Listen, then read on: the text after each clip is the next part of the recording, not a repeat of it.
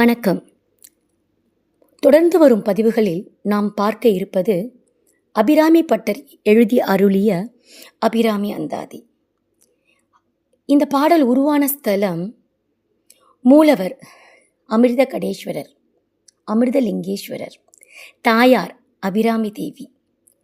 மயிலாடுதுறை மாவட்டத்தில் உள்ள திருக்கடையூரில் அபிராமி அம்பாளுக்கான ஸ்தலம்.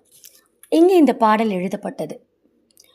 அபிராமி பட்டர் பௌர்ணமி என்று தவறாக சரபோஜி மன்னரிடம் சொல்ல, அதனால் கோபமுற்ற மன்னரிடம் இருந்து காக்கும்படிக்கு அபிராமி அந்தாதி பாடி அமாவாசையை பௌர்ணமியாக மன்னருக்கு மாற்றி காட்டிய அற்புதம் நிகழ்ந்த ஸ்தலம். பாடல்களை கற்போம், அதன் பலன்களை பெறுவோம். நன்றி.